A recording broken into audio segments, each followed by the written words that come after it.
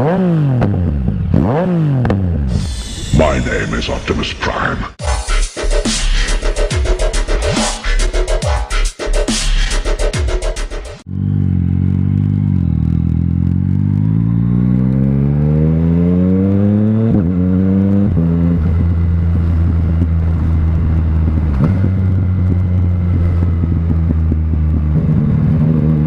So, hey guys, it's Big Ben Motor Vlogs here. How's everybody doing? Sorry for the lack of videos. Seems to be quite a bit of that recently, but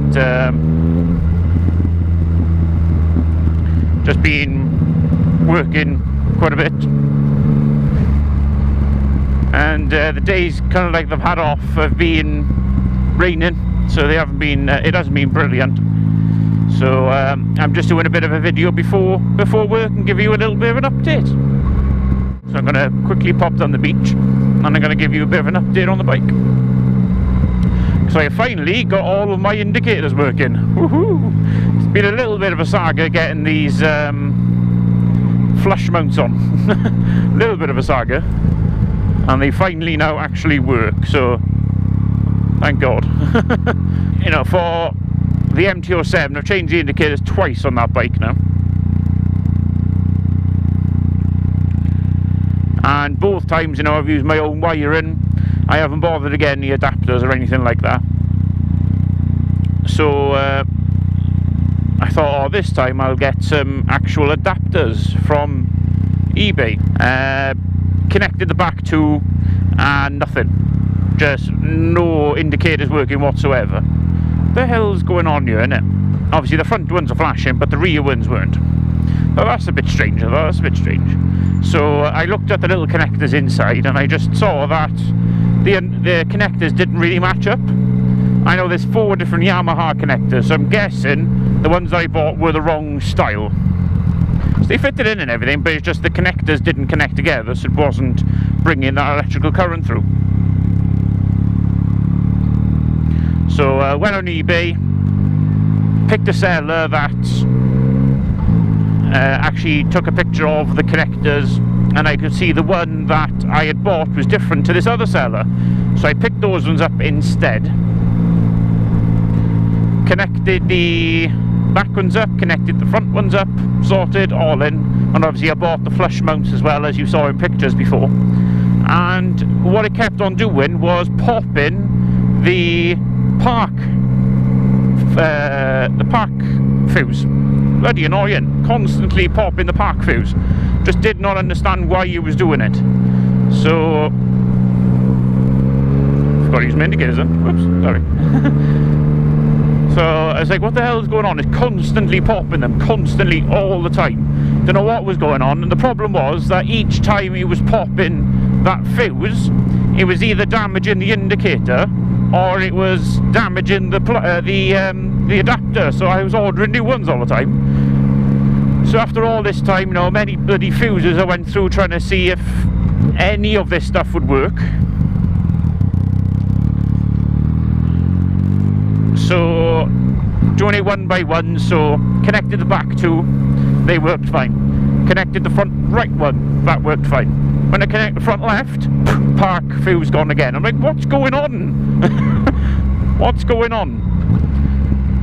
So I thought, I don't think so I picked up resistors, and I thought resistors are not really going to make that much of a difference, because resistors normally just slow the flash rate down. They don't decrease any of the wattage or anything. So what the hell's going on, innit? So I had them working for a little while, because I just left I can't remember which ones I had working. Oh, I think I just left the front 2 connected as normal, and I had the 2 on the back, the standard 2, didn't I? And that's when I took the pictures. But after that, I just disconnected them all. I put the tail tidy on, which I have now. Put flush mounts on that as well. And I thought, hopefully this looks all pretty cool. Again, connected them all up, and a pop, you know, another fuse gone, park fuse again. So I'm like, what the hell? Yes, I wasn't having any luck whatsoever with putting these indicators on. So like I said, ordered resistors, put them in. I thought, that's not going to make that much of a difference really, is it? So again, put them on, Changed the... You could have let me go, couldn't you? You could have. But no, you didn't, did you?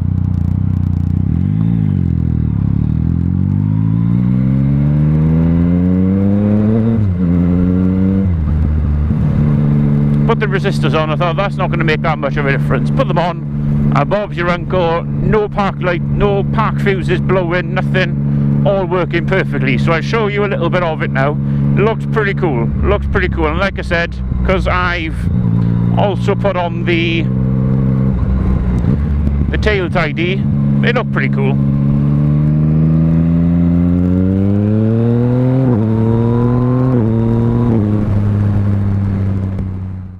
She's going really well. I've booked the service in for next week, so Thursday 31st of August, so I booked it in for then, because I'm currently on only about 360 miles, but the next 2 days that I have off, the weather's a bit meh, so it doesn't really know what it's actually doing. So if it's sunny for the both days, I'll be out on the both days, and it'd be nice to get roughly about 100 miles on the bike in those 2 days. That's what I'm planning anyway. So that means I'll have about 460 on there. And then the bits back and forth to work, because it is supposed to be half decent next week. So, like I said, hopefully I can get the mileage up then to hopefully about either 550, 560. And then that will be fine, because it's 600's first service, so it's a bit busy over there, so I think I'll go to my normal spot, which is over here. Yeah, so with all the flush mounts on, it's looking decent. So that's the front two. So we got front one there, and this is the way the cables are actually routed even on the stock indicators. And I've got other side, just there. Again, that's exactly the way they are routed, except for that's up there, but I kind of had a little bit of a shorter cable, so I'll see if I can sort that bit out. And the back, so yes, so now, like I said, I've got the tail tidy on, so I got rid of the stock swing, the tail piece, and that weighed a silly amount for a stock tail. Weighed a silly amount. Just couldn't believe how heavy it was. You know, it's not plastic, it's mostly metal, so it's decent weight to it. So I ordered the mustard tail tidy. I didn't go for the official Yamaha. Not really any reason. I didn't really notice until after I received it that Yamaha did actually make an official one. So doesn't matter. But I went for the mustard one. Pretty much exactly the same price, but 120, 130 quid. And it looks pretty cool. Took a little time to go on, but that's only because I was doing the indicator stalks and everything like that. So it took a little bit of extra time. But it came with a block to fit on. That took a hell of a lot of force to get off, but it got off in the end. But it comes with this real axle block to put in place, because obviously there's nothing to put there and it won't tighten properly. But with this rear tail tidy on, it looks pretty cool. It looks a lot cleaner on the back. I have got a new plate to put on in the house, because the plate holes are in a slightly different place. So there's 4 holes in the plate now, like that. So I've got a new plate waiting to put on, but I'll put it on after the service that I got next week. But the indicator's looking pretty cool. So like I said, I did use a little bit of the original indicator, as you can tell, but it just screws off, and this comes off in a piece, and it just nicely hides behind, and you can't see any of the little connectors at all, and it looks pretty tidy. But yeah, to get that on is pretty much take the seat off, take the 2 side panels off, then you got access to all screws, and that's, so it's pretty simple to take off and on. If you got the basic tools, you got the basic tools. So I'll put the indicators on. I'll put on the those ones so you can see, so you can still see them from the back. I know they're not the brightest thing in the world. I know they're not. But to be honest, you can see them. I position myself quite well in the road, so people know where I'm turning. I'm not in the middle, centre dead. I'm always in the right or left if I do want to turn right or left. But they are bright from the sides. So if somebody's coming up from this side of me, you can perfectly see them. But they're pretty cool. They're not obviously not the brightest thing in the world, but I kind of like the stealth look of it. I've never had any problems with people not seeing indicators at all, so they look pretty cool. Something different, because not many people have put flush mounts on the backs of their bikes. But the tail tidy, like I said, works really, really well. It comes obviously, like I said, with that with the LED light. Comes with the LED light, and everything just fits on fine and dandy. I did have to drill, like I said, new holes for the plate, but then I've got a new plate waiting in the house to put on anyway, so it's looking pretty cool. Looking pretty cool. I had to take off the only thing I had to take off, but it was not really with this, was the rear extender. For some reason, I don't know whether I just had crap glue, but I cleaned it as it was supposed to, keyed the surface as I was supposed to, but it just keeps coming off all the time. So, you know, much glue I use, or it just wants to come off, so I just took it off. I was like, stuff it, doesn't matter, don't care. So I could not be asked in the end. But the other little bits I put on, I'm not sure if I've shown in a video. Don't think I've put pictures up on Twitter of it, but I don't think I've actually shown, because I've put on my new radiator guard. I was going to go with a Bulldog again, but I didn't in the end. So this is EvaTech Performance. Brilliant parts, really good. This is the 17 model version. Not sure if the older ones fit, but this is the new 17 model version. Looks pretty cool. And I also put the bobbins on as well, the EvaTech Performance bobbins for the